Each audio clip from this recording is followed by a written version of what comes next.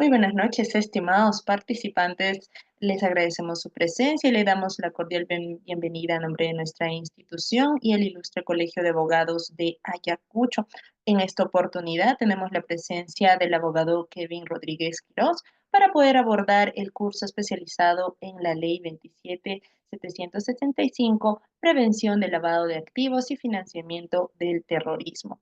El doctor es abogado especialista en Derecho Penal y Procesal con experiencia en el Sistema Nacional de Justicia. Además, es ex fiscal adjunto provincial en la Fiscalía Supraprovincial Corporativa Especializada contra el Crimen Organizado en el Callao. Y tenemos el grato honor de recibirlo nuevamente en nuestra institución. Nuevamente, estimado doctor, queda usted con el uso de la palabra. Bien, muy buenas noches con todos los participantes, muy buenas noches con INCAEP Capacitaciones, gracias por la invitación. El día de hoy vamos a hablar de un tema respecto a prevención del lavado de activos y financiamiento del terrorismo, para lo cual voy a empezar proyectando unas pequeñas diapositivas.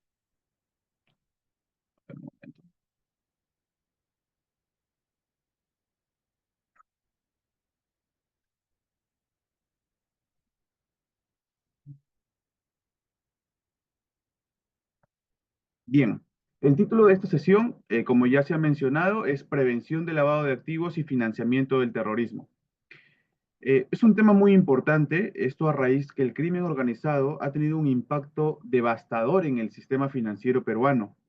Ha debilitado la confianza en las instituciones, fomentando la informalidad por una parte y afectando la estabilidad económica a través del delito pues, de lavado de activos. Estas organizaciones a través de este delito insertan dinero ilícito en la economía formal. De esta manera distorsionan los mercados e incrementan los riesgos de corrupción.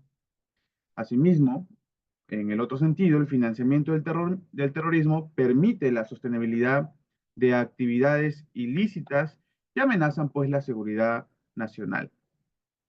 Para contrarrestar estos efectos que amenazan pues las bases de nuestra democracia también, el Perú se ha fortalecido con un marco normativo un poco más estricto, exigiendo a las entidades financieras y a otros sectores implementar estrictos controles de prevención y detención en línea con estándares internacionales. Sin embargo, a pesar de todos los esfuerzos, aún existe un largo camino por recorrer para poder evitar el lavado de activos, que es una de las fuentes principales de, que le da poder a las organizaciones criminales.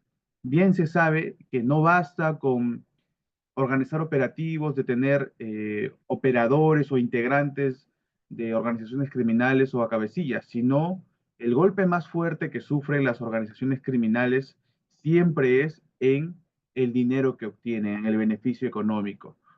Sabemos que las organizaciones criminales, también llamadas empresas ilícitas, tienen una motivación económica, diferente a las organizaciones terroristas, que tienen una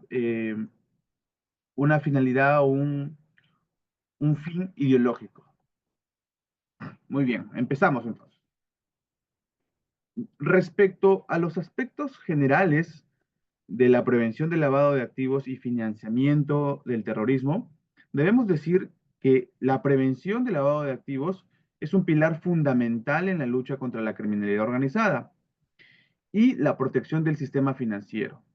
En el marco normativo actual, esta lucha se encuentra liderada por la Unidad de Inteligencia Financiera, que se encuentra regulado por la SBS, la Superintendencia de Bancas, Seguros y AFPs.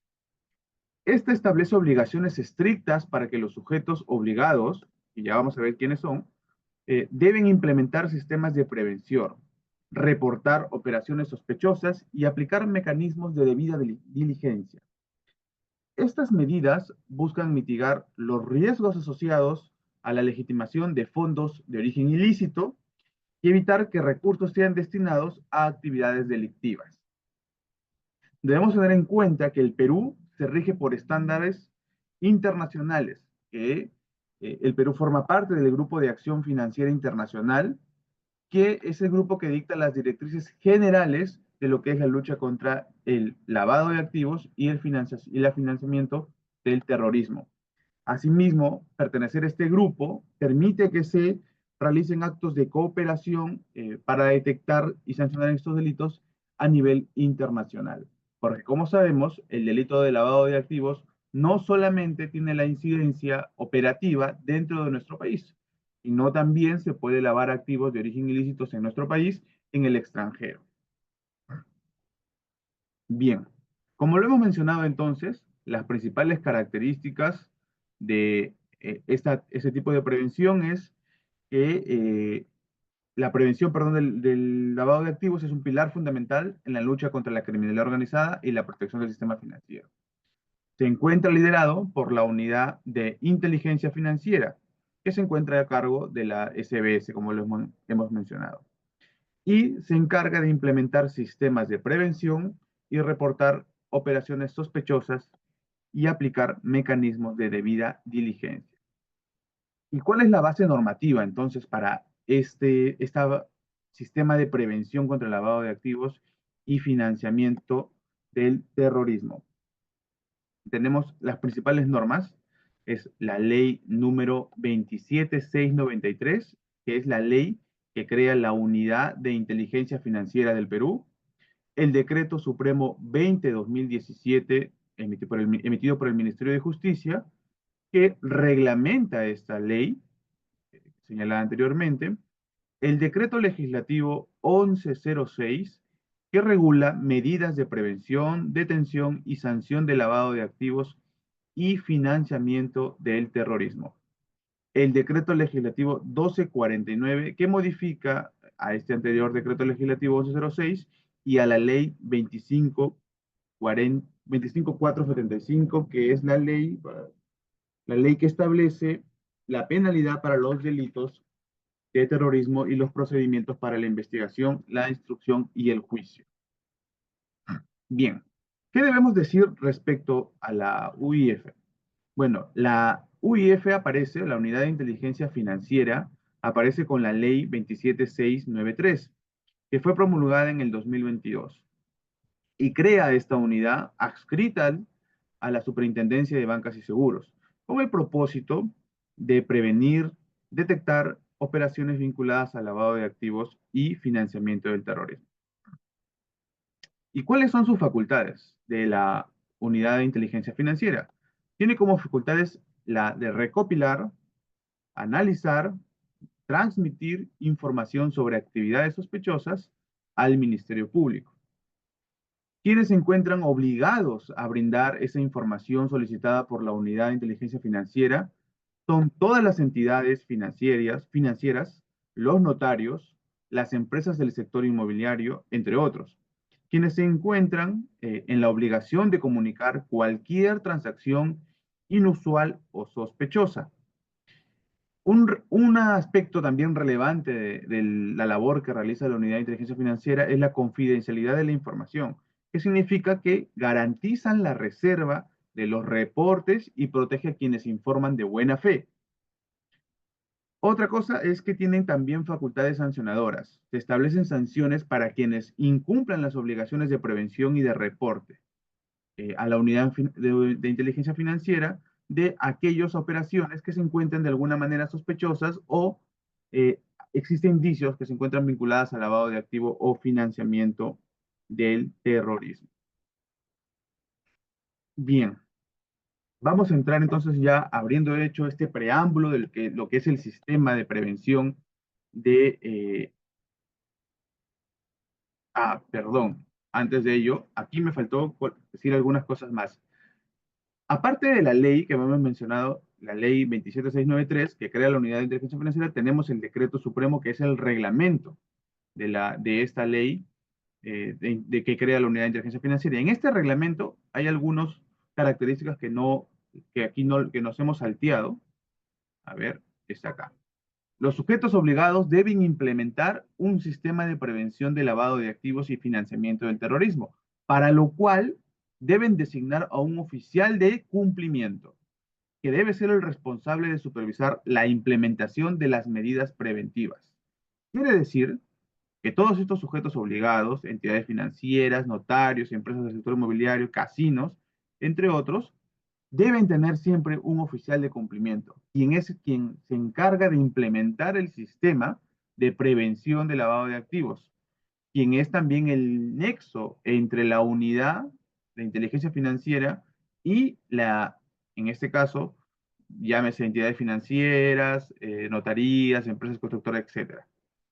Debe también tener la debida diligencia. Significa que requiere identificar a clientes, beneficiarios finales y evaluar el riesgo de las operaciones. Es por ello que ahora, cuando uno asume un cargo público, cuando va a abrir, me ha pasado a mí en algún momento, cuando voy a abrir una cuenta bancaria y me piden señalar a qué me dedico y digo que tengo algún cargo público, te van a hacer llenar un formulario en el que tú vas a declarar qué ingresos tienes y si te encuentras en alguno de los supuestos de riesgos de lavado de activos y financiamiento del terrorismo. Por ejemplo, aquellos ministros que asumen recién el cargo tienen que firmar este formato. Yo como fiscal cuando asumí también tuve que firmar ese formato. Cuando fui a realizar a la notaría algún trámite de una compra-venta de un bien inmueble, para poder suscribir la escritura pública, previamente tuve que pasar por el oficial de cumplimiento y llenar un formato. Entonces, esos son los sistemas de prevención que se están implementando. Otra obligación que tienen las entidades obligadas son la capacitación y la auditoría interna.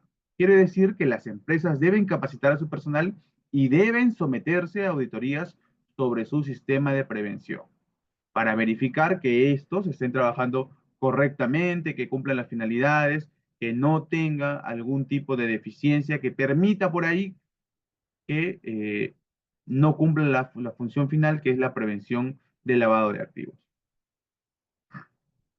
Bien, entonces, previamente ahora sí a todo este preámbulo de lo que es el sistema de prevención de lavado de activos, vamos a tocar el meollo del asunto. ¿Qué es el delito de lavado de activos? El delito de lavado de activos es un complejo proceso, eso deben tenerlo en cuenta, es un complejo proceso que tiene por finalidad dar apariencia de legitimidad a los bienes y ganancias que se han originado o derivado de actividades criminales. A esto se le denomina el lavado de activos. Esta es una moderna modalidad, esa es una moderna modalidad, o también conocido como una modalidad no convencional de la criminalidad organizada. Bien, como les había dicho, pero ya, que se manifiesta a través de sucesivas operaciones financieras, comerciales o empresariales. Las operaciones de lavado de activos se caracterizan por observar y practicar todas las formalidades. Es obvio, porque lo que quieren realizar estas empresas criminales es que este dinero que va a ingresar al sistema financiero esté libre de cualquier sospecha de que viene de una fuente ilícita. Para ello, entonces, cumplen con todas las exigencias de la ley. Pagan impuestos, transfieren a través de escrituras públicas y inscriben en registros públicos para darle publicidad registral, bancarizan sus transacciones de estas fuentes ilícitas que usan para comprar bienes inmuebles o muebles. Entonces, ellos cumplen con todas las exigencias. Esto con la finalidad de evitar dar alguna sospecha de que finalmente el dinero que se está utilizando proviene de una fuente ilícita. Los autores del delito son personas normalmente con conocimientos especializados, de buena reputación financiera y económica, lo que les permite desarrollar acciones de elusión o fraude a la ley. Como antecedente, tenemos la Convención de las Naciones Unidas contra el Tráfico Ilícito de Drogas y Estupefacientes y Sustancias Psicotrópicas de 1988. En ella se acordó la necesidad de criminalizar de modo autónomo y específico el delito de lavado de activos en el derecho interno de los Estados miembros de la Comisión. Bien, entonces, Vamos a establecer cuáles son las etapas de carácter general de lavado de activos. El lavado de activos se desarrolla en tres etapas, o fases secuenciales también se le conoce, mediante las cuales los activos ilegales se van transformando hasta adquirir la apariencia de legalidad, que posibilita su restitución al círculo económico. A la primera etapa se le llama colocación, luego está intercalación y finalmente la integración. Vamos a tocar cada uno de ellos. A ver, esto no es otro. Bien. ¿A qué se refiere con la etapa de colocación? Es también conocida como la etapa o la fase del prelavado o de recolección de los bienes o del dinero en efectivo de origen ilícito. Comprende entonces todas aquellas acciones destinadas a invertir el dinero líquido proveniente de actividades criminales para finalmente hacerlas ingresar en el sistema financiero. En la etapa de intercalación, que es la siguiente, eh, también llamada la fase del proceso de lavado de activos, en ella, como el nombre lo indica, el lavador, el sujeto activo, se encarga o se dedica a intercalar sucesivas operaciones financieras o comerciales utilizando los bienes transformados o adquiridos durante la primera etapa de colocación. En lo esencial consiste en hacer difícil el regreso contable hacia el origen de los fondos. Por ejemplo, con el dinero producto de fuente ilícita, digamos de narcotráfico, de minería ilegal, el lavador compra primero un bien inmueble, compra un departamento. Entonces, ya hizo la fase de colocación, colocó el dinero ilegal en la compra del dicho eh, bien inmueble. A partir de ello, lo que va a hacer el lavador es intercalar, o sea, realizar sucesivas actos comerciales con la finalidad de evitar de que logre ser rastreado el origen de esos fondos. Entonces, ¿qué hacen? Venden el departamento a una persona, por lo general a un precio menor al que han comprado o similar, y así sucesivamente hasta perder el rastro de cuál fue el inicio de la compra con dinero de origen ilícito. Bien, en la etapa de intercalación también tienen lugar, como lo he mencionado, cuantiosas, sucesivas y rápidas transferencias electrónicas del dinero colocado de un país a otro, conocido como el offshore, contando para ello generalmente con el aval de algún cómplice o negligente de las unidades de intermediación financiera. Una de las características fundamentales de esta fase del proceso de lavado de activos es la exagerada diversidad de operaciones.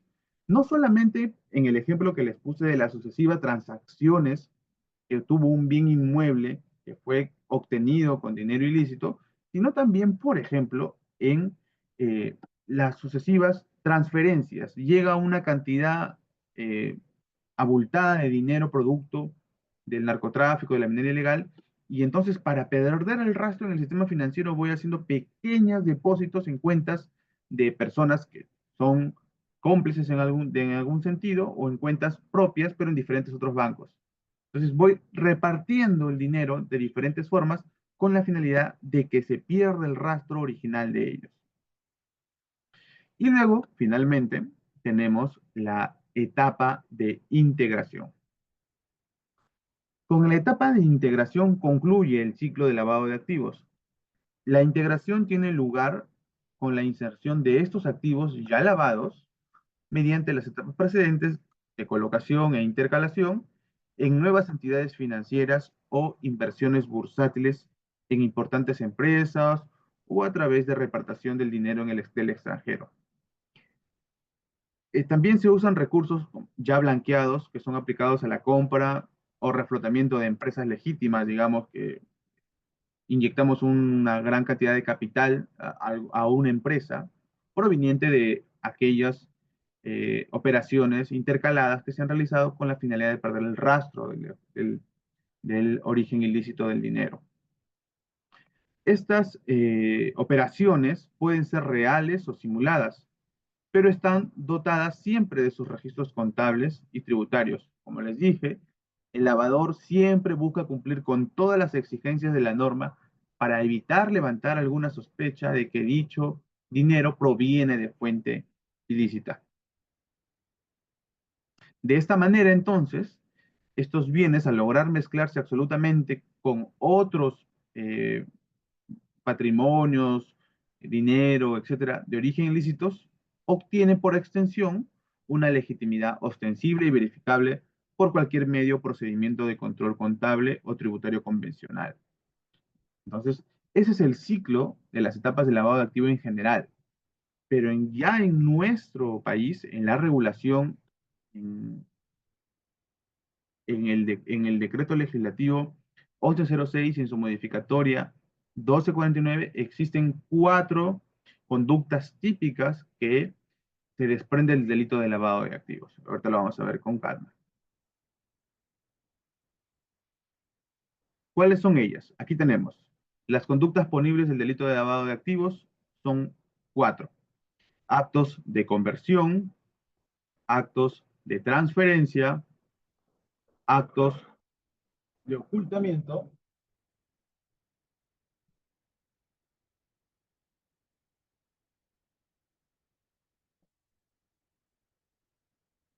actos de ocultamiento y actos de tenencia. Bien, entonces vamos a hacer el desarrollo del tipo penal en el marco del decreto legislativo 1106 y la modificación por el decreto legislativo 1249. ¿Qué nos dice el artículo 1? En el artículo 1 se encuentra la primera conducta típica, que es los actos de conversión y transferencia. El tipo penal señala, el que convierte o transfiere dinero, bienes, efectos o ganancias cuyo origen ilícito conoce o debía presumir, ojo aquí con estos términos, que conoce o debía presumir, dando pie al dolo eventual, con la finalidad de evitar la identificación de su origen, su incautación o decomiso, será reprimido con pena privativa de libertad no menor de 8 ni mayor de 15 años y con 120 a 350 días multa. Bien, es importante entonces destacar que estos actos que señala el tipo penal, convertir, transferir, representan las primeras etapas del proceso de lavado de activos, conocidas como la de colocación y de intercalación que ya hemos desarrollado en las diapositivas anteriores.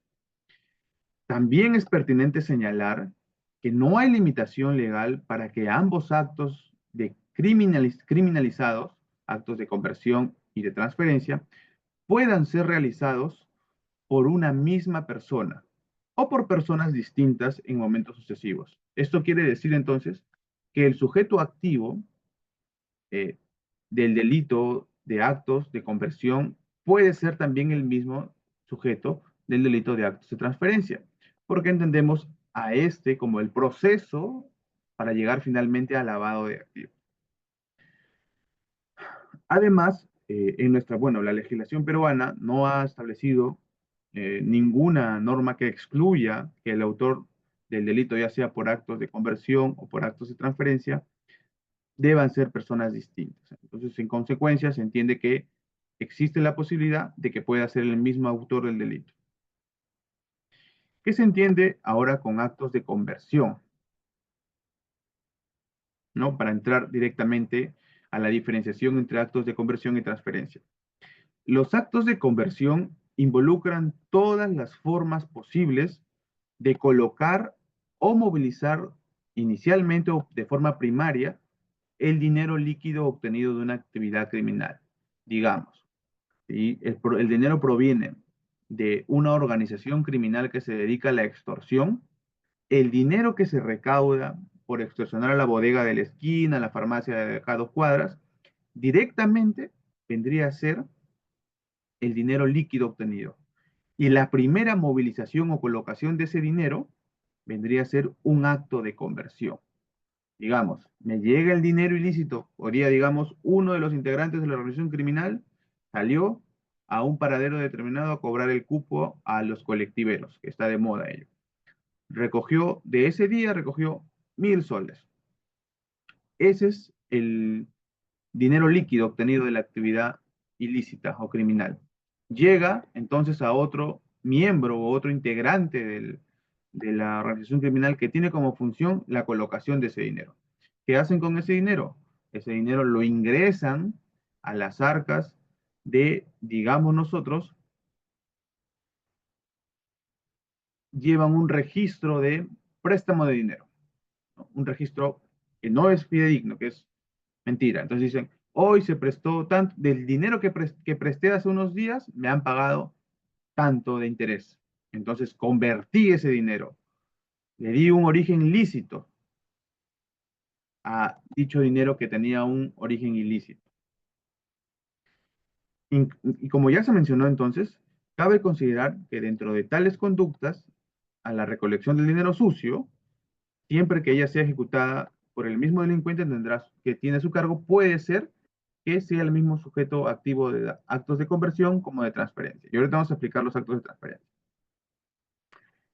En la materialización de los actos de conversión del dinero ilícito, se puede recurrir a varias técnicas de estructuras, de fraccionamiento, etcétera. Pero uno que es muy importante y que actualmente se discute en un juicio eh, mediático es el pitufeo o los pitufos. El uso de los pitufos, que es muy común en los actos de conversión, eh, trata de, es una técnica conocida como pitufeo o smurfing también en inglés, es utilizada para evitar la detección de grandes movimientos de dinero sucio o ilícito. ¿Y en qué consiste? En fraccionar una gran suma en pequeñas sumas para realizar múltiples transacciones pequeñas a diferentes personas o pitufos. He ahí el término. Una gran cantidad se divide en pequeños grupos y se transfiere a personas conocidas como pitufos, con el fin de no generar una alerta en el sistema financiero.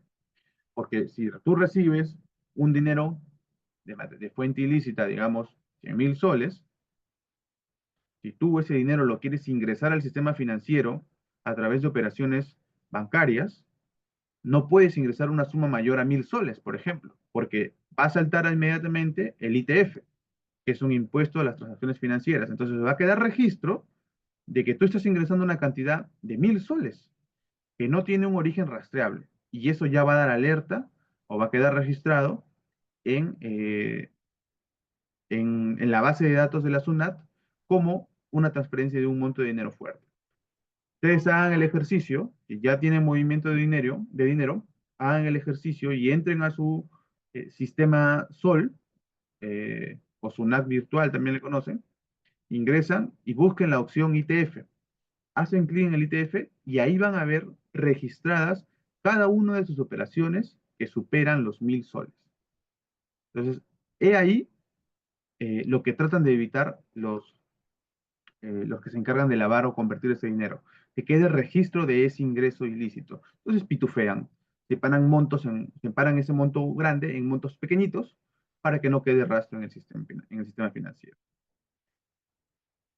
Asimismo, se puede realizar con ese capital líquido inversiones, bueno, ya lo hemos mencionado, adquisiciones de inmuebles, automóviles, títulos valores o incluso proceder a un intercambio por moneda extranjera. Sabemos que el mercado eh, de cambio de monedas es un mercado muy interesante, que ahorita sustenta algunos negocios virtuales o aplicaciones virtuales, como es la compra y venta en línea de diferentes tipos de moneda, en conforme va subiendo o bajando la inflación o el poder adquisitivo de cada una de ellas. Para poner algunos ejemplos de los actos de conversión. Por ejemplo, ya lo hemos mencionado, el cambio de dinero en efectivo de origen ilegal por cheques de gerencia o depósitos bancarios. Adquirir bienes de alto valor, como pueden ser autos, inmuebles, obras, perdón, joyas y obras de arte.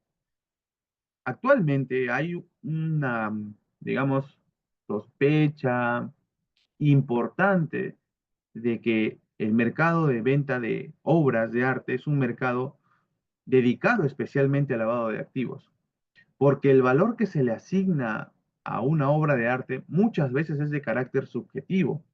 Entonces es un mercado muy interesante, muy favorable para realizar, para realizar operaciones de lavado de activos. También pueden ser otros ejemplos, por ejemplo, el convertir grandes cantidades de efectivo en criptomonedas o activos digitales, depositar dinero en cuentas bancarias bajo conceptos falsos de préstamos o venta de productos que no existen. De esta forma, tú estás dándole una apariencia de legalidad al dinero que proviene de una fuente ilícita. Ahora vamos con los actos de transferencia. Los actos de transferencia son operaciones de lavado de activos que, bueno, son posteriores a la colocación. Viene a ser parte de la etapa de intercalación, donde el objetivo de la gente es alejar los capitales y bienes convertidos de su origen ilícito de su primera transformación. Lo que buscan es alejar, hacer que se pierda el rastro dónde fue que se inició la conversión de activos ilegales y darle las apariencias de activos legales. Por ejemplo, la continua transferencia de un bien inmueble para perder el rastro de en qué momento fue adquirido con dinero ilegal o proveniente de fuente ilegal. La constante transferencia de dinero de cuenta a cuenta y repartiendo en diferentes montos, también para evitar que se pierda para que se pierda dicho origen, digamos. Bien. Entonces, no se trata solo, como los mencioné, de transferencias bancarias, sino de toda actividad de transformación sucesiva, que sea continua y que se puede establecer, por ejemplo, en permutas, en reventas, etcétera. Tampoco es un requisito esencial que los actos de transferencia se realicen con cobertura y alcance internacional. Pueden realizarse dentro de nuestro mismo eh, suelo nacional. En consecuencia, entonces, conforme al dispositivo legal, que este es el artículo 1 que se analiza, constituyen todas formas de transferencia, todos los actos o negocios jurídicos, compraventa, alquiler, permuta, etcétera, etcétera, que sucesivamente involucran la traslación del dominio y la posesión o la tenencia de toda clase de bienes y ganancias de origen ilícitas convertidas. Para poner algunos ejemplos. Ah, me olvidaba. Dichas continuas transferencias o actos que lo que buscan sea perder el rastro, pueden ser a título oneroso como pueden ser a título gratuito. O sea, no hay diferencia. La cosa es perder el rastro. Por ejemplo, el ejemplo básico es el offshore, que son las transferencias de dinero ilícito a cuentas bancarias en el extranjero para finalmente ocultar su origen. Realizar múltiples transferencias entre distintas cuentas de una misma persona para desdibujar el rastro del dinero. Enviar dinero a través de remesas internacionales con beneficiarios ficticios, personas jurídicas que no existen o que son solamente usadas como fachada para realizar este tipo de actividades. Usar empresas fachadas para transferir dinero ilícito simulando operaciones comerciales legítimas, ¿no? Hacer pagos por servicios que nunca se brindan, que es lo más difícil de rastrear. Si yo pago a una empresa, digamos X, para que me haga una limpieza de todo un edificio, eh, ¿cómo voy a probar yo que finalmente se hizo la limpieza? ¿No? ¿Cómo ingresamos cómo probamos, sustentamos ese servicio? Lo mismo puede ser con algunos bienes que sean perecibles, o sea que con el uso desaparezca. Entonces, esas son algunas formas de actos de transferencia. Bien, vamos al artículo 2. El artículo 2 es actos de ocultamiento y tenencia. El tipo penal señala el que adquiere, utiliza, posee, guarda, administra, custodia, recibe o mantiene. Tenemos 1, 2, 3, 4, 5, 6, 7, 8. Tenemos 8 verbos rectores o modalidades. ¿Ya? Mantienen su poder dinero, bienes, efectos o ganancias cuyo origen ilícito conoce o debía presumir, será reprimido con pena privativa de la libertad no menor de 8 ni mayor de 15 años con 120 a 350 días multa. Este artículo fue modificado de su forma original con el decreto legislativo 1249 el 26 de noviembre del 2016. Bien, a ver. El artículo citado, entonces, regula el tipo penal alternativo, que comprende varias opciones. Ya habíamos visto, hay 8 tipos de verbos rectores. O sea, hay 8 verbos rectores de diferente realización típica. En esta disposición típica, eh, en esta disposición normativa se tipifica un delito común, donde nuevamente el sujeto activo puede ser cualquier persona, inclusive aquellos autores de los delitos previos, como actos de conversión o transferencia.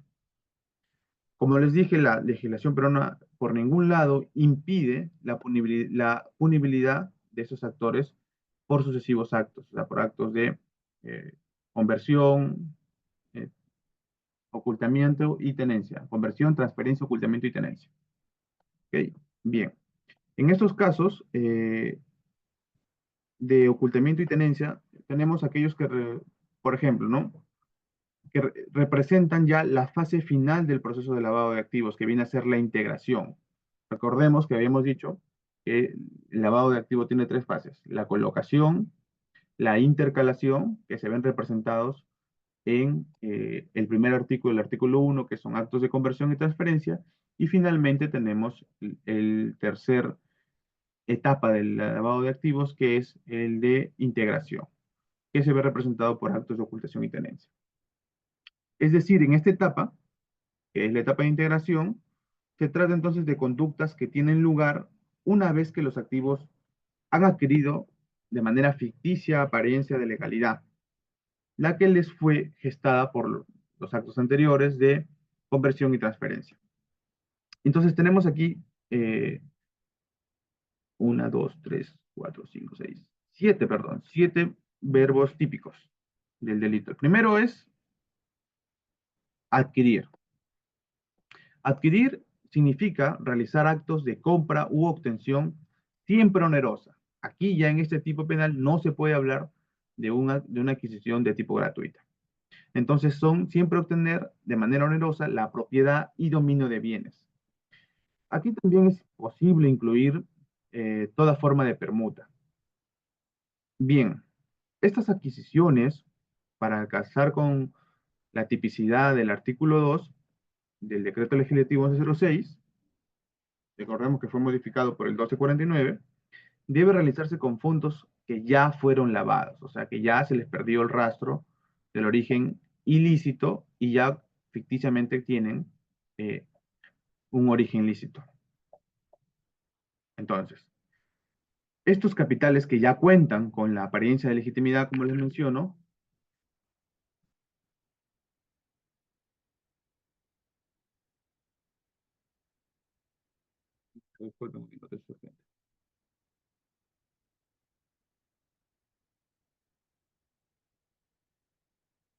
ya, bien. Les decía, estos capitales que ya cuentan con la apariencia de legitimidad, que corresponden a la etapa de integración, sirven para adquisiciones de productos que permitan, en este caso ya, reinsertarlos en el sistema financiero. Por ejemplo, a ver, tenemos en este caso, como lo hemos mencionado, la compra u obtención siempre onerosa de cualquier tipo de propiedad. Una vez que ya se le perdió el rastro, digamos, en la sucesiva transferencia de un bien inmueble, si yo ese bien inmueble, después de haberlo transferido numerosas veces con la finalidad de perder el rastro, lo utilizo, por ejemplo, para obtener una hipoteca o usarlo como garantía para un préstamo bancario, ya lo estoy ingresando al sistema financiero, lo estoy integrando con aparente eh, sentido de legitimidad. Lo mismo con el dinero que fue pitufiado. Y yo una gran cantidad de dinero lo reparto en pequeñas cantidades a diferentes personas y esas personas se encargan más adelante de poder comprar o adquirir bienes, ya se entiende entonces que se dio o se obtuvo una cierta eh, sensación de licitud de esos bienes, porque se perdió el rastro para determinar el origen ilícito. Bien, El segundo verbo rector es utilizar. Bueno, esto ya es más que entendible. Se alude a toda aquella tenencia física y temporal de los bienes ya, perdón, eso es poseer. Se involucra toda forma de uso directo o indirecto de los bienes. Utilizar para adquirir otros, para, digamos, para gastos diarios, para pagar servicios, para pagar algún tipo de impuesto, etcétera, etcétera. Se utiliza el dinero. Poseer, bueno, poseer es tener la tenencia física y temporal de los bienes ya lavados. Mantener, por ejemplo, si compramos autos con dinero de fuente ilegal, poseer esos autos, tenerlos en nuestro poder, o el tema de tener joyas de alto valor o artículos de alto valor como relojes de marca muy cara como Rolex, etcétera, ya ahí mismo ya se está configurando el delito del artículo 2 en su modalidad de tenencia. Cuando hablamos de guardar, este verbo rector se distingue eh, porque lo que se busca es darle una protección física a los activos. El autor del delito crea o provee condiciones materiales adecuadas para la conservación de la calidad y cantidad de los bienes. Se trata de actos de tenencia y no de ocultamiento, ya que la gente puede guardar los bienes sin necesidad de ocultarlos. Digamos, de guardar, por ejemplo, podemos hablar, a ver, un ejemplo para poder deslindarnos del tema de poseer. Mm, Podemos hablar, por ejemplo, de guardar aquellos elementos como, por ejemplo, lingotes de oro obtenidos de forma legal o dinero que puede haber sido obtenido del cambio de moneda, monetario, o sea, la compra de moneda extranjera, ¿no? Y se guarda el dinero para poder evitar, en un ambiente físico especial, para poder evitar ser detectado. Y administrar. Administrar se refiere a actos de gestión, conducción de los activos ya lavados. Por ejemplo, son evidentes actos de tenencia que el autor del delito dirige formalmente el destino de los bienes. O sea, él decide cuál va a ser el destino, el uso de los bienes. Pero solamente se encarga de administrar, no tiene un dominio propio pleno sobre los mismos, o sea, que no son de su propiedad, sino son propiedad de terceros. Es el típico caso de en una organización criminal eh, que, digamos, tiene su brazo, así como existe el brazo legal, también puede existir el brazo contable, el brazo que administra todos los ingresos de, del, de fuente ilícita, ya sea de extorsión, de minería ilegal, etcétera. Se encarga de administrar, pero realmente la característica de este verbo rector es que quien administra no tiene en sí la propiedad de los bienes que está administrando, solamente su servicio es decidir cómo es que se van a administrar los bienes. Luego tenemos los verbos rectores custodiar. En este verbo rector, la norma designa, por ejemplo, actos de vigilancia sobre los bienes que sí pueden encontrarse ocultos. Se trata de una modalidad de resguardo, de tutela sobre los activos lavados. El agente no ejerce sobre ellos dominio ni posesión. Su única finalidad es tutelarlos, resguardarlos para evitar su descubrimiento. Y luego tenemos el verbo rector recibir, que supone un acto de transmisión de bienes que el receptor incorpora a su tenencia física. O sea, la razón de la entrega de los bienes lavados al receptor puede basarse, por ejemplo, en un acto de cesión, de dominio gratuito, como la donación o préstamo de uso o arriendo. La recepción, entonces, por consiguiente, puede conllevar una tenencia tal vez transitoria o permanente de los bienes. Es posible, entonces, que sobre los bienes recibidos el agente ejecute posteriormente acciones de ocultamiento o que remita los bienes recibidos a un nuevo receptor. Por ejemplo, si en calidad de donación te están dando un auto eh, para que tú lo uses en tu vida, en tu uso común diario. Por ejemplo, me pongo a pensar, a ver, los cárteles de droga, eh, muchas veces los líderes eh, son personas que, llevadas por la banalidad, por la superficialidad, tienden a tener muchas parejas o tienden a tener muchas digamos, amantes, ¿no? Y estos, para congraciarse, lo que buscan es otorgar regalos. para poder mantenerlas a su lado, ¿ya? Entonces, digamos que a una de ellas le regale un auto, ¿no? El hecho de regalarle un auto y que esta persona, teniendo, por lo menos pudiendo inferir de que dicho regalo proviene de fuente ilícita, eh, recibe el auto, ya está entonces cometiendo el delito en el artículo número 2 de actos de, en este caso, de tenencia por recibir el auto. Por eso es muy importante analizar bien cuando se va a recibir un presente, en este caso, presentes de gran valía, que no nos permitan identificar cómo es que fue, cómo fue el origen de este bien. Aquí ya no se puede alegar entonces un tema de desconocimiento o, digamos, o de culpa, sino uno tiene que prever si es que tengo el conocimiento de que sí, efectivamente viene de una fuente ilícita o si por lo menos yo puedo percibir que el estilo de vida que lleva o las formas que se maneja sus ingresos, sus recursos, no son tan claros, entonces puedo entender yo que puede venir de alguna fuente ilícita. Entonces es el caso muy común de los autos de lujo que se regalan, de las joyas de lujo que se regalan, de los relojes de lujo que se regalan. Luego tenemos el verbo rector ocultar. Eh, bueno, básicamente ocultar significa sustraer de la percepción de las demás personas, o sea, contenerlo en un lugar en la que solamente pueden tener acceso el que realiza la conducta, ocultar, y o el propietario del bien que se está ocultando. Y luego el verbo rector mantener en su poder, que es una clara mención a la tenencia propiamente dicha, a la posesión de los bienes, que no reviste, yo creo, mayor análisis. Se diferencia, por ejemplo, de recibir, porque en recibir se está haciendo una transferencia, ya sea de manera onerosa o de manera gratuita, a otra persona, mientras que en mantener su poder solo se custó, solo se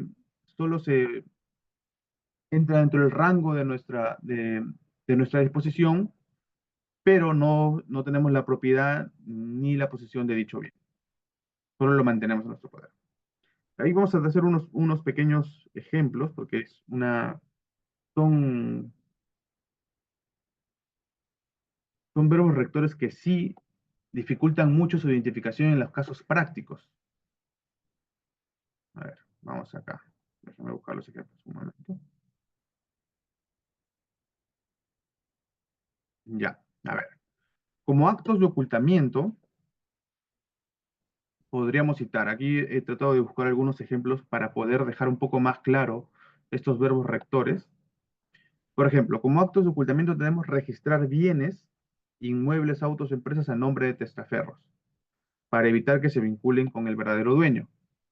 Entonces, eso podría ser, por ejemplo, eh, el utilizar, y para la persona que se recibe dichos bienes, puede ser recibir. Fraccionar depósitos en diferentes cuentas bancarias para dificultar la detección del dinero. Esto puede calzar básicamente en administrar y para quienes tienen el dinero, puede recibir en mantener en su poder. Utilizar empresas fachadas o de papel para registrar ingresos falsos y justificar fondos ilícitos. A ver, esto claramente es ocultar. Lo que buscan es que el dinero se oculte en una empresa fachada, que ingrese como si fuera un activo lícito. Transferir dinero entre distintas cuentas y países para perder su rastro, utilizar, eh, comprar bienes con dinero ilegal y luego revenderlos con documentos falsos para simular una fuente ilícita, adquirir. Y luego, en ejemplos de actos de tenencia, poseer grandes sumas de dinero en efectivo sin poder justificar su procedencia, bueno, ya el verbo lo dice, administrar propiedades adquiridas con dinero ilícito sin registrarlas a nombres del verdadero dueño, mantener cuentas bancarias en el extranjero con fondos provenientes de actividades ilícitas, ocultar, conservar joyas, arte u otros bienes de alto valor comprados con dinero ilegal. Ahí, dependiendo de a quién sea el destinatario, puede ser o poseer o custodiar, custodiar. Tener vehículos o bienes de lujo sin ingresos que respalden su adquisición. Bueno, eso es poseer. Bien, el siguiente artículo, que también regula algo vinculado al tema del lavado de activos, es el artículo número 3, que es el transporte, traslado e ingreso de, o salida, perdón, por territorio nacional o títulos valores de origen ilícito. El tipo prescribe el que transporta o traslada consigo por cualquier medio dentro del territorio nacional dinero en efectivo o instrumentos cuyo origen ilícito conoce o debía presumir con la finalidad de evitar la identificación de su origen, su incautación o decomiso, o hace ingresar o salir del país consigo o por cualquier medio tales bienes, cuyo origen ilícito conoce o debía presumir. Entonces aquí tenemos varios supuestos. Vamos a tratar de analizar uno por uno. El que transporta o traslada consigo o por cualquier medio dentro del territorio nacional. Primero, puede ser dinero en efectivo o instrumentos financieros negociables. Nuevamente, cuyo origen ilícito conoce o debe presumir. Esa es una forma. Otro, el que hace ingresar o salir, ahí hay dos formas delictivas, ingresar o salir del país consigo por cualquier medio tales bienes, nuevamente, cuyo origen ilícito conoce o debía presumir. Entonces tenemos transportar o trasladar dentro del territorio nacional, hacer ingresar o hacer salir. Entonces ahí tenemos las tres modalidades. Bien, el transporte o traslado de dinero o títulos valores implica el desplazamiento o movilización física de esta clase de activos de un lugar a otro lugar, pero siempre dentro del territorio nacional. Estas conductas pueden realizarse indistintamente durante las etapas de colocación, de intercalación o ya de integración. Por tanto, el agente puede ejecutarlas con activos en proceso de lavado de activos o que ya se encuentren con apariencia de legitimidad. El objetivo es claro.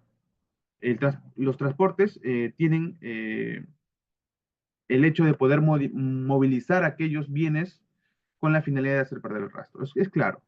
La condición específica de esta modalidad del delito de lavado de activos, sujeto de acción debe ser exclusivamente dinero o instrumentos financieros negociables. Claramente lo dice el artículo. Emitidos al portador. Bien, ahora vamos a la segunda modalidad, hacer ingresar.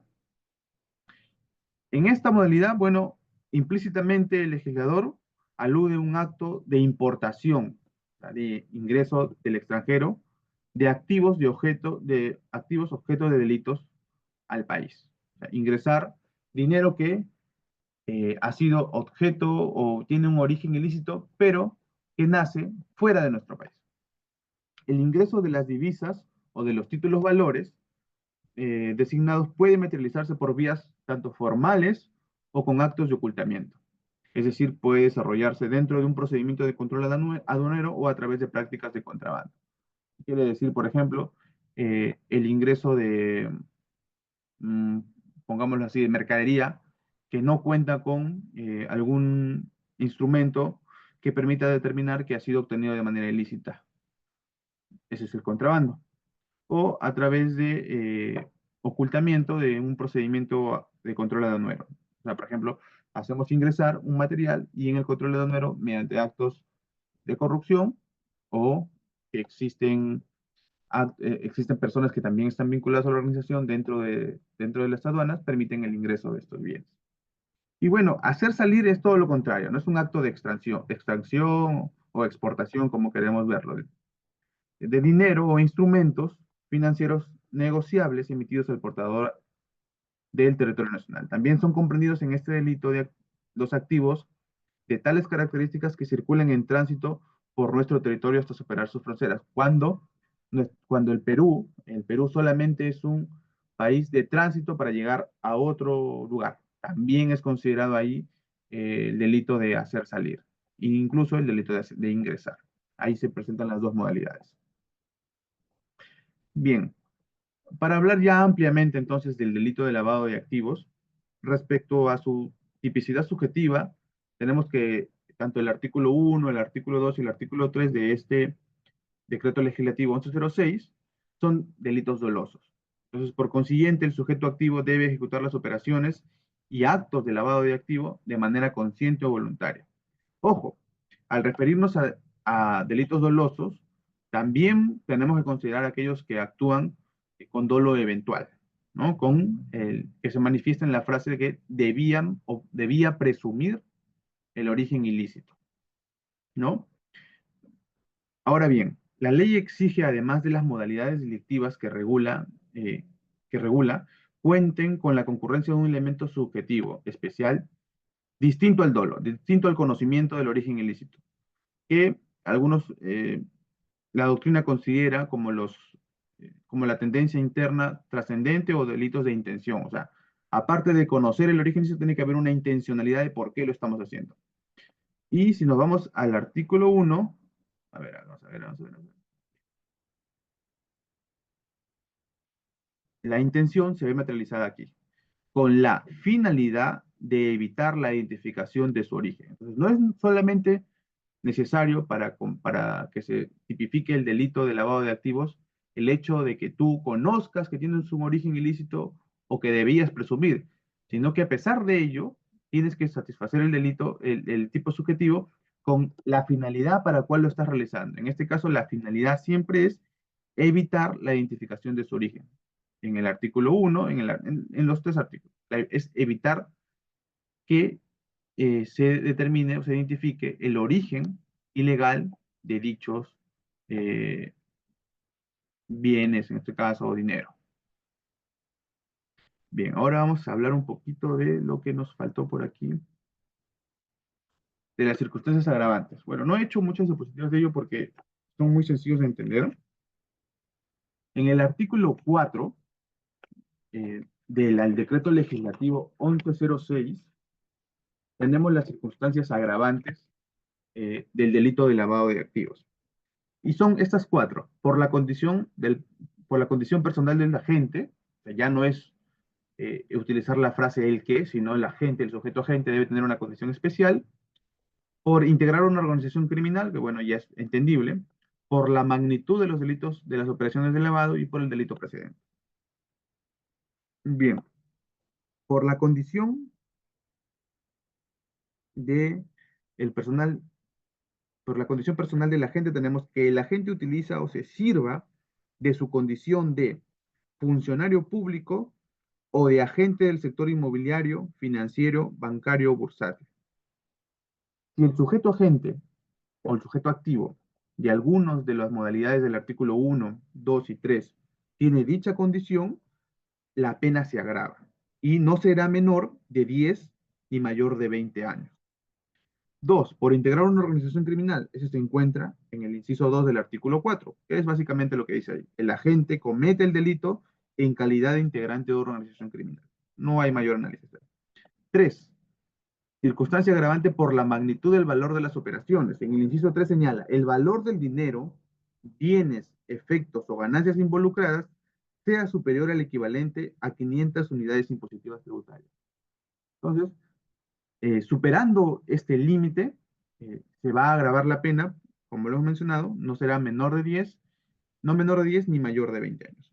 Y finalmente, por el delito precedente, que se encuentra en el segundo párrafo, que dice, la pena será privativa de la libertad no menor de 25 años, o sea, ya superior a las primeras agravantes, cuando el dinero, bienes, efectos o ganancias provengan, de la minería ilegal, 1, tráfico ilícito de droga, 2, terrorismo, 3, secuestro, 4, extorsión, 5, o trata de personas. Si se demuestra, ya sea de manera indiciaria o a través de una sentencia, que el dinero que fue utilizado para el dinero lavado proviene de alguno de estos seis delitos precedentes, la pena nuevamente se agrava, pero ya no mayor de 10 y menor de 20, sino por encima de los 25 años. Por cuestiones de política criminal, se ha determinado que deba ser la circunstancia más agravada con una pena mucho mayor. Ahora, este mismo artículo, en su segundo párrafo, también desarrolla una circunstancia atenuante. Y lo voy a leer, es también solamente de mera lectura, se va a entender. La pena será privativa de la libertad no menor de 4 y mayor de 6 cuando el dinero, cuando el valor del dinero, bienes o efectos o ganancias involucrados no sea superior a 5 unidades impositivas tributarias. Quiere decir que cuando el monto objeto de lavado de activos no supere los 5 UITs, entonces la pena va a ser muchísimo más atenuada, es no menor de 4 ni mayor de 6 años. Bien, ahora sí. Vamos a revisar algunas de las jurisprudencias más relevantes. Antes de esto, siempre se hace un poco la discusión respecto al tema de la autonomía del delito de lavado de activos, que ya ha quedado zanjada realmente con este artículo, que le voy a dar lectura también, porque ya se ha quedado zanjado también en múltiples eh, jurisprudencias de que el delito de lavado de activos es autónomo. A ver, ¿dónde está? Artículo 10, 18. Pues,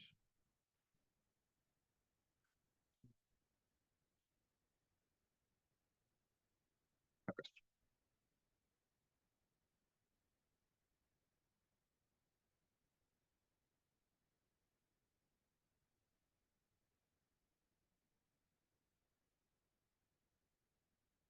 Listo. El artículo 10 modificado por el decreto 10 del decreto legislativo 1106 modificado por el decreto legislativo 1249 de forma expresa ya señala, el delito de lavado de activos es un delito autónomo, por lo que para su investigación, procesamiento y sanción no es necesario que las actividades criminales que produjeron el dinero, los bienes, efectos o ganancias hayan sido descubiertas, se encuentran sometidas a investigación, proceso judicial o hayan sido previamente objeto de condena o prueba. Entonces ya establece sin lugar a duda la autonomía del delito de lavado de activos. Sigue el artículo. El conocimiento del origen ilícito que tiene o que debía presumir el agente de los delitos que contempla este decreto legislativo corresponde a actividades criminales como los delitos de minería ilegal, agravados, tráfico de drogas, terrorismo, financiamiento del terrorismo, delitos contra la administración pública, secuestro, proxenetismo, la trata de personas, tráfico ilícito de armas, tráfico ilícito de migrantes, delitos tributarios, la extorsión, el robo, los delitos aduaneros o cualquier otro con capacidad de generar ganancias ilegales, con excepción de los actos contemplados en el artículo 124. Entonces, el conocimiento del origen ilícito tiene o que debía presumir la gente son respecto de estas actividades criminales. Podrá inferirse, podrá inferirse de los indicios concurrentes en cada caso. A ver, creo que me saltó una hoja. El origen ilícito que conoce o debía presumir el agente del delito podrá inferirse de los indicios concurrentes en cada caso. ¿Qué señala esto? Que no necesariamente tiene que existir prueba directa de que tenía o no conocimiento o que debía presumir, sino que se podrá inferir de indicios. O sea, puede utilizarse prueba indiciaria para inferir que tenía conocimiento o que debía presumirlo. Entonces, es el artículo de la autonomía del delito y de la autonomía de la prueba. Es importante señalarlo. Bien, a partir de ahí vamos a tocar unas 3 o 4 jurisprudencias importantes que sirven para dar mayor contexto a lo que es el delito de lavado de activos. Dice, esta es la sentencia en el expediente 151-2010, denominado caso Víctor Joy Uy. Señala, en el fundamento destacado 5.6, las conductas de lavado de activos son netamente dolosas, lo que ya hemos señalado. Incluye dolo directo, indirecto o eventual. No cabe la comisión por culpa. El sujeto activo debe ejecutar los actos o modalidades de lavado de activos de manera consciente y voluntaria. Ello significa que la gente sabe o puede presumir que el dinero o los bienes que son objeto de las operaciones de colocación, transferencia, ocultamiento o tenencia que realiza tienen un origen ilícito. La ley exige, cuando menos, que la gente pueda inferir de las circunstancias concretas del caso que las acciones de cobertura o integración las va a ejecutar con activos que tienen la condición de producto o ganancias del delito. Entonces, le cierra la puerta a esa sentencia a cualquier interpretación eh, que no sea que el lavado de activos se comete con dolo, ya sea en dolo directo, indirecto y eventual. Recurso de nulidad 391 del año 2013. El delito precedente, o también llamado delito fuente, en el delito de lavado de activos, es un elemento importante a corroborar en la configuración de este delito. Si bien se ha precisado que no se necesita que dicho delito se encuentre siendo investigado, sí deberá ser corroborado mínimamente. O sea, está reafirmando la autonomía del delito de lavado de activos, que señala que no debe existir previamente una sentencia o una investigación donde se esté determinando la existencia o la concurrencia del delito fuente. Continúa. En el caso concreto, se advierte que existieron diversos ilícitos cometidos previa adquisición de los bienes supuestamente lavados, por lo que corresponde seguir con la investigación para verificar si efectivamente se dio la configuración del delito de lavado de activos. Ha quedado claro, no es necesario que se encuentre siendo investigado, sino se debe corroborar mínimamente en el proceso de lavado de activos de que existió un delito o fuente. Este de acá es importante también. El recurso de nulidad 3036 del 2016 Lima. Dice, muchas veces se ha señalado, a veces erróneamente, a veces por desconocimiento, que en el delito de lavado de activos también se va a invertir la carga de la prueba, cosa que no es así, ¿no? Señala entonces en este recurso de nulidad, corresponde al Ministerio Público acreditar el origen ilícito de los bienes y no al procesado justificar la procedencia legal de los mismos. La existencia de un desbalance patrimonial no justificado es insuficiente per se para imputar el delito de lavado de activos. De lo contrario, se estaría legitimando una inversión de la carga de la prueba en contra del debido proceso. Como sabemos, eh, en nuestro sistema procesal penal existe primero el principio de presunción de inocencia, que señala que una persona va a ser inocente hasta que se demuestre lo contrario. ¿Quién es el órgano acusador? Es el Ministerio Público, quien persigue el delito, quien debe demostrar la comisión del ilícito por parte del imputado. Entonces, no puede existir carga de la prueba en el delito de lavado de activos. No, quien está siendo investigado por este delito debe justificar el origen legal, sino debe ser el Ministerio Público quien debe acreditar el origen ilícito. Segundo, en el siguiente, ¿qué más nos dejó este recurso de nulidad? En el siguiente párrafo dice, la prueba, ya sea directa o por indicios del origen ilícito de los bienes, no puede limitarse a la simple enunciación de un listado de procesos o investigaciones en las cuales se haya visto o se encuentre inmerso el procesado. Reducir la certeza a una simple sospecha transgrede el principio de imputación necesaria y el derecho de defensa. Por ende, es necesario acreditar. ¿Qué debemos acreditar?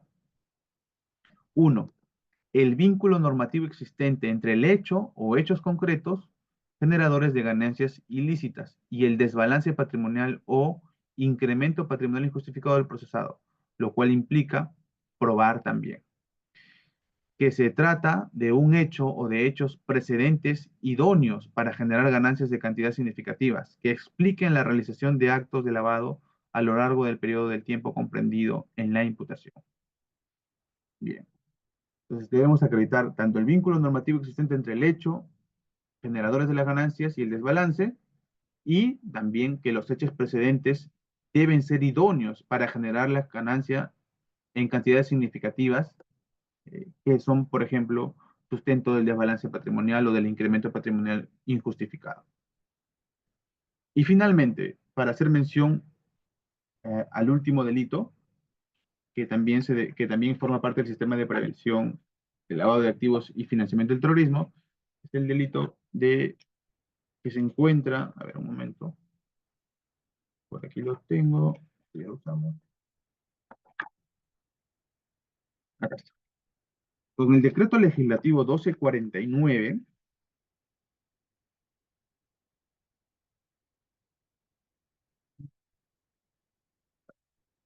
en su artículo 6 se modifican, eh, se modifican los artículos 2, 4 y 4A del decreto legislativo 25.475, que es la ley que establece la penalidad para los delitos de terrorismo y los procedimientos para la investigación y la instrucción del juicio. Se ingresa en el artículo 4A el delito de financiamiento del terrorismo. ¿Cuáles son las principales características del delito de financiamiento del terrorismo? Bueno, esta es una forma de acción económica que ayuda o brinda o proporciona apoyo financiero a las actividades de elementos o grupos terroristas. Sabemos que el objeto principal o el objetivo principal de los grupos terroristas no es el financiero. Sin embargo, para alcanzar su objetivo principal requieren siempre de fondos para llevar a cabo sus actividades cuyo origen puede provenir de fuentes legítimas o actividades delictivas, o de ambas. Entonces, la diferencia sustancial en el delito de financiamiento es que no importa el origen del que vienen eh, estos, este dinero, estos bienes que permiten financiar. No importa el origen de estos bienes que permiten financiar el delito. Pueden ser bienes o pueden tener un origen legal como un origen ilegal. Lo que importa es la finalidad o que se le va a dar, a que se le va a dar uso. En este caso es el apoyo a las actividades terroristas. Las técnicas utilizadas para el lavado de activos son básicamente entonces las mismas que se usan para encubrir fuentes o los fines de financiamiento al terrorismo. Como lo hemos mencionado, no importa el origen de los recursos, si es legítimo o no, para los grupos terroristas es importante ocultar la fuente y su uso, a fin de que la actividad financiera pase inadvertida. Entonces aquí vamos a hacer un análisis rápido del tipo penal. A ver, dice, artículo 4A, financiamiento del terrorismo se encuentra en la ley 25.475.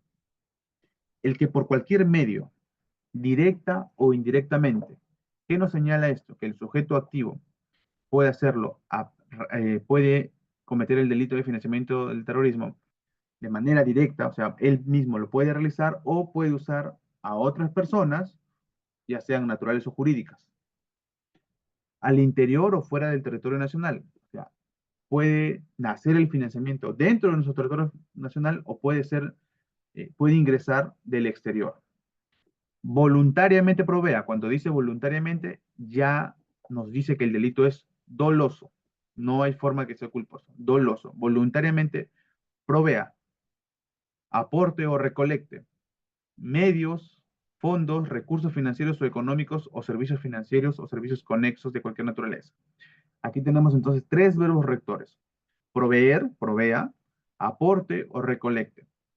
Algo más que podemos sacar del análisis de este tipo penal es que al señalar que de manera directa o indirecta y voluntariamente provea, aporte o recolecte, ya deja solamente lugar a que sea a través de dolo directo. No cabría el dolo eventual, porque él mismo se está ofreciendo. O sea, él conoce y tiene la intención de financiar o proveer o aportar o recolectar medios, fondos, recursos financieros, sean de origen lícito o ilícito. Como lo mencioné, en el caso del financiamiento del terrorismo, no importa el origen.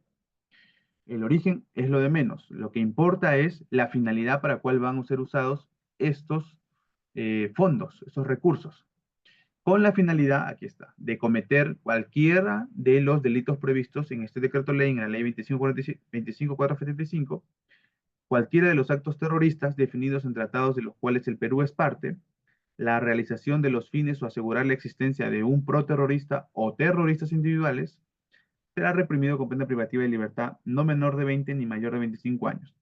Punto importante aquí. La finalidad puede ser asegurar la existencia de un solo individuo proterrorista o de terroristas individuales.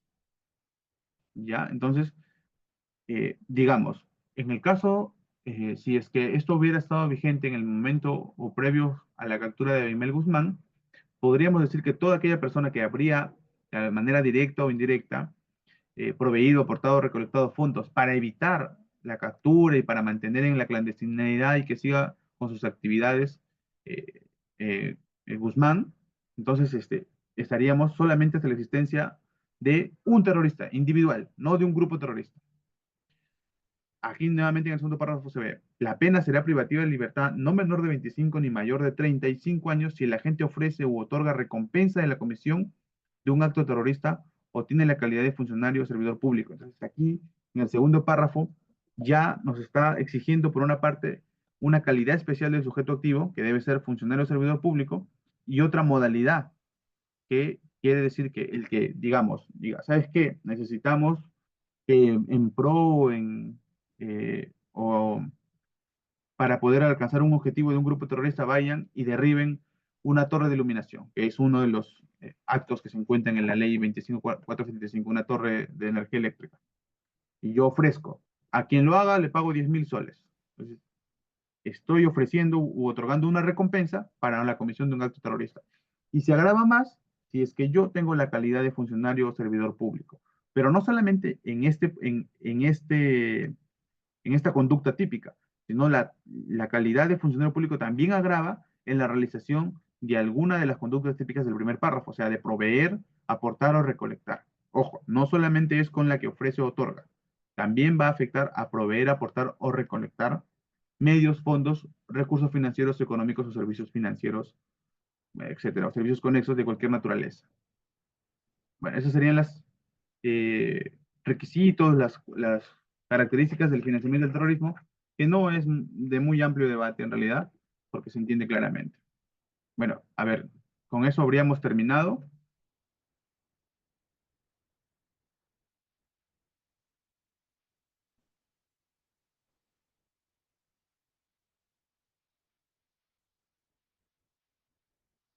Vamos a ver si hay alguna pregunta.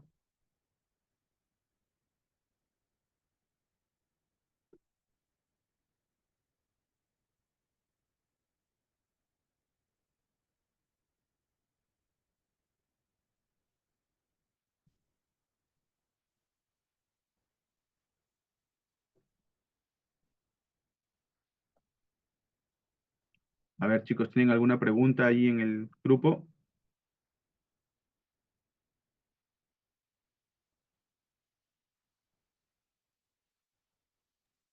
Recordarles a los participantes que pueden realizar sus consultas mediante el chat o activando la opción levantar mano.